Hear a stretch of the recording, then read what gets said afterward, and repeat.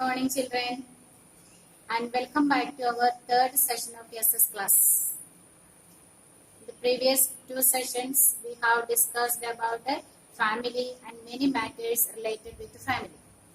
Today we are going to move to another topic, that is living in a community. Living in a community. Let me ask one question. Do you know the meaning of community? Community means group. Community means group. What's the meaning of community? Community means group. So it means humans are living in a group. No one can live alone. Humans are living in a group. No one can live alone. That means we need the help of others, or we need the help of different persons in our daily life. We can't stay alone. We need the help of different persons in our daily life. In smaller classes, you might have learned the persons, those who help us in our daily life. Can you name some of them? Yeah, yes, very good. It's postman, milkman, again, doctor, teachers, lawyers, engineers, again, yes, very good. Garbage collectors, sweepers, etc. Yeah, there are many. So all these people help us in our daily life one way or the other. Can you say how does the milkman help us? Milkman brings milk for us. Next, postman. What does he do? He brings letters. Again, farmer. He produces what he produces? Crops for us. So in our daily day-to-day life, or in our day-to-day life, we are getting help of these many persons. So it will be more clearer if we take the case of our meals. Meals, you know what is meant by meal? Food. Meal means food. If we take the cases of our food, it will be more clear. Or with the example of our one time meal, we can make it clear. So let us take the example of our today's breakfast. Today's breakfast. All of you had your breakfast. So let us think that today's breakfast was dosa and sambar. And I drank one glass of milk also. Dosa, sambar, and one glass of milk. That was my breakfast too. So, dear children, do you know what is dosa made up of? Dosa is made up of rice. Dosa is made up of rice. Mother used to prepare, isn't it? So, dosa is made up of rice. Then what is sambar made up of? Sambar is made up of many vegetables. Different vegetables are added in sambar. So now here comes the question. Who produces these things? Who produces these rice and vegetables? Definitely it is by farmer. So we got the help of farmer. We got the help of farmer. Now my next question. Who prepared this thing? Who prepared these things? Mother. So we got the help of our mother. Who brought the things? Father brought the things. Next question. Who sold the things? Shopkeeper sold the things. Isn't it? Shopkeeper sold the things. Farmer produced the things. Father brought the things. Shopkeeper sold the things. Mother prepared the things. Then again I told I had one glass of milk. Who brought the milk? Milkman brought the milk. Milkman brought the milk. So for only my breakfast itself, I got these many persons' help. Farmer, shopkeeper, milkman, father, mother.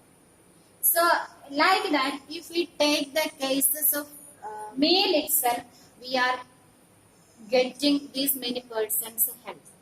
So this shows what? About the help of others. We can't live. Humans have no existence. knowingly or unknowingly, we are receiving the help of different persons in a day. So now this dependence, or we are getting different persons help, and we are depending on others for many purposes. This dependence is, we can say that it is called a interdependence. Interdependence. We are depending on each other. Interdependence means we are depending on each other. We are depending others for many reasons. Whatever reason it may be, we are receiving the help of many people. That is known as a interdependence. Then if we give an explanation, or if we explain the term interdependence, we can say that we are dependent on others for their service. Why do we depend on others? Service. We are depending others for their service. And some people have learned special skills. Special skills mean, what is meant by special skills? All work cannot be done by all persons. Some persons, plumbers work. Everyone can't do the plumber's work. We need the help of plumbers, electricians. So those people are specially skilled in that area. So we need the help of those people. Again, learn special skills which help others. Again, when people share work, they can also save time. If all the work is done by a single person, that person will have to work from morning to evening. Instead of that, the work is distributed among different persons. Within 1 hour or 2 hours, that work will be completed. So, sharing work, by sharing work, we can save our time. It is because of this dependence that we live together in a community. We can save time, we can help others, we can render the help of other skilled person. So all together we are living in a community and receiving the help of others for many aspects. This shows that no one or humans have no existence without the help of others. One way or other way, we are receiving the help of many people in a day. Now I will show you one thing that will give you a clear-cut idea about why we live together in a community. You can see this one. Why we live together in a community. Can you read this one? Why we live together in a community. It generates the feeling of togetherness. When we live in a community, we feel that whatever problems come, there are persons to help us. So we need not worry about anything. There are different persons, maybe our neighbors or maybe other people. There are plenty of people to help us. So we feel togetherness. Then next reason is we are dependent on others for their services. That I have already told you. Some people are specialized in different skills which we may not do. So we can ask the help of them. And next, people feel safe, more or less safe. We will think that there are persons, don't be afraid. Whatever the situations may be, there are people to help us. Next one is, we can divide one work so it saves time. That is also we have discussed what if all the work is done by a single person, morning to evening, that person alone will have to work. So when we divide the work among the members, the work will be easier and it saves lots of time. People have different skills which we can benefit from. That is also we have discussed that many people have many skills. We can take the help of those people. So for all those reasons, we have to live in a community. For all those reasons. These reasons force us to live in a community. Is it clear? Why we have to stay in a community? These are the reasons. These reasons force us to stay in a community. Okay. And now, let us connect this one to a story. Now let us connect this one to a story. The story of ants. Story of ants. We all of us have seen ants, isn't it? Are they very big creatures? Oh, no. They are very small creatures. And have you ever noticed the movement of ants? Yeah, very good. They are moving in a single line. And again, next question. Have you ever noticed how they are carrying the food items? They are carrying rice crumbs, food crumbs, not only rice, food crumbs. These food crumbs are much bigger than their size.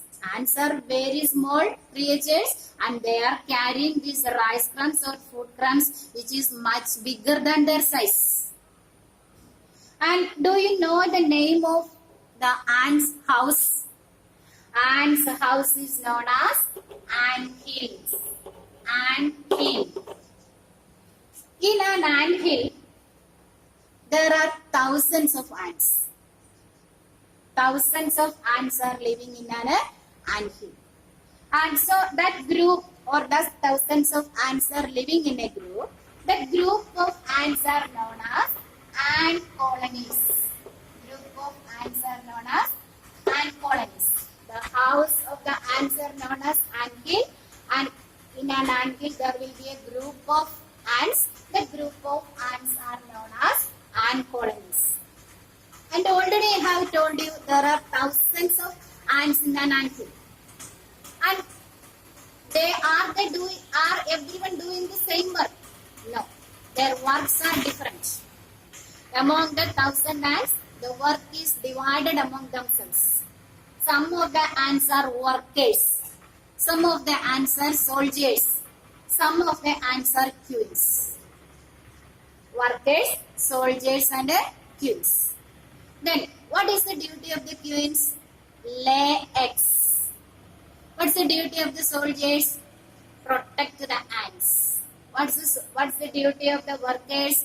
Bring food for the ants. So when we observe, or next time when we observe the ants while carrying food, those who are carrying these rice crumbs, we can understand that these are workers. Queen ants won't be coming out from their ant hill. They will be staying and laying eggs. So this shows, or what idea we get from this story? Ants are also depending on others. They are also depending on others. Like humans, they are also depending others for their needs or for their needs. And now, see, already we have discussed humans have no existence without the help of others. In day-to-day life, we get the help of different persons. We have discussed what are those persons, and with the help of our meal example, it is very clear. For one time meal itself, we are receiving the help of how many persons? And again, we discussed the story of ants, and that story also reveals that how ants are depending on each other. So when we look outside or when we observe, everywhere we can see this interdependence or depending others. Everywhere, most of the living things, they depend on each other. Plants and animals, they depend on each other.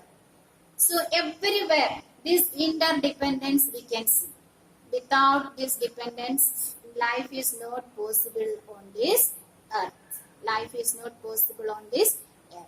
So, these are the topics we have discussed. Once more, let us analyze. First one what I said. Can you recollect what I said? Persons, those who help us. Different persons, those who help us in our daily life. And we assessed through breakfast what are the persons' effort behind our one-time meal. Again, we discussed the ants story. So, all those things reveals, or all those things says that how we are depending on others. Without depending others, life is not possible on the earth. So we are going to conclude our lessons. Today's topic is over. Go through your lessons, read the lesson, learn the spellings of difficult words, and try to complete S1 and S2 from your workbook. We will be meeting soon. Till then, bye bye.